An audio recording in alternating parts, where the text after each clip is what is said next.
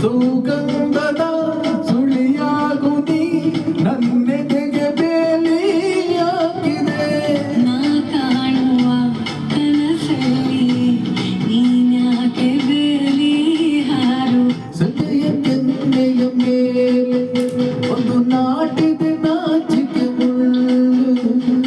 ಮನದ ಮಗು ಹಠ ಮಾಡಿದೆ ಮಾಡುವ ಕೊಂಗಾಟ. ನರವಾದ ಸೋಜಿಗರೆಲ್ಲ ರೂಪಕವೆಲ್ಲ ತಾನೇ ಸೋಲುತ್ತಿದೆ.